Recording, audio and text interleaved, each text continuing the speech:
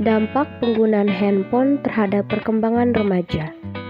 Pada zaman sekarang, hampir semua remaja menggunakan handphone karena pada saat ini banyak informasi, komunikasi yang bisa didapatkan melalui handphone.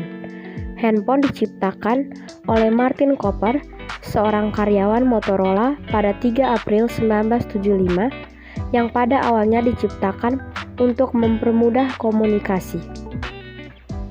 Bukan hanya sebagai alat komunikasi saja, namun telah berkembang menjadi alat dengan fungsi lainnya, seperti sebagai media hiburan, media bisnis, mencari informasi, bersosial media, dan lain-lain.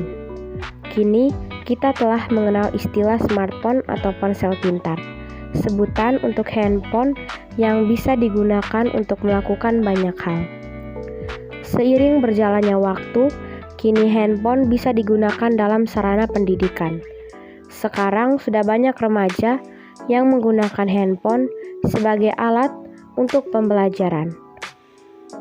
Saat ini di SMPK Frater Maumere sendiri sudah menggunakan handphone sebagai alat dalam pembelajaran.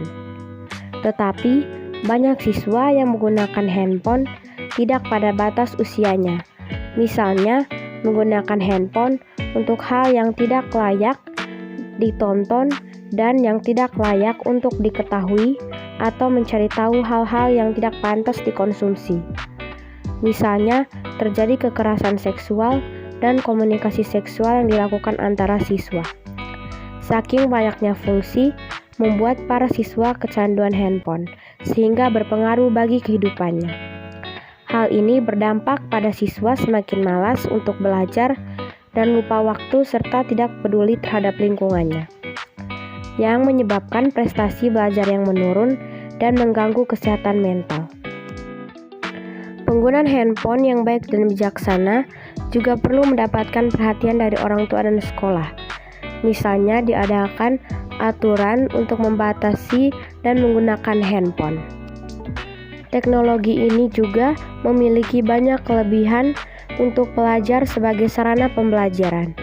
Misalnya, penggunaan aplikasi Classroom dan Zoom yang banyak digunakan saat pembelajaran online. Selain itu, banyak siswa yang menggunakan handphone untuk mencari informasi, materi, dan membantu siswa dalam mengerjakan pekerjaan rumah melalui Google atau aplikasi lainnya seperti Brainly, Kanda, kamus bahasa elektronik, dan berbagai aplikasi yang dapat membantu siswa.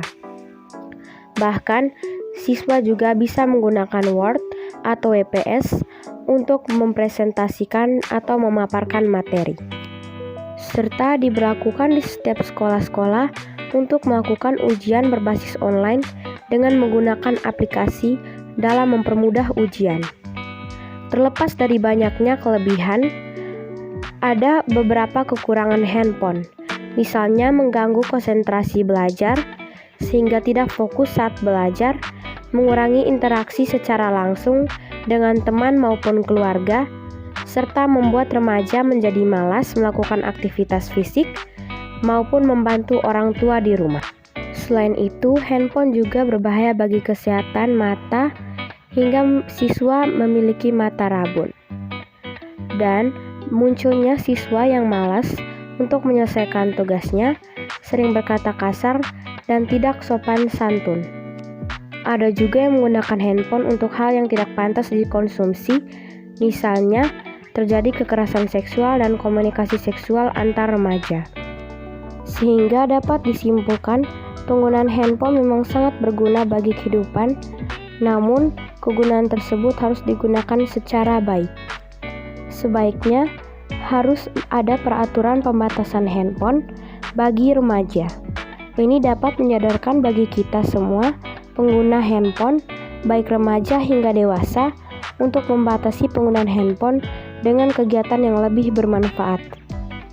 Maka dari ini sangat diharapkan bagi semua orang tua untuk memberikan edukasi tentang penggunaan handphone dengan baik, dengan bersikap tegas agar anak tidak terlalu dini untuk mengenal handphone. Sekian dari saya, terima kasih.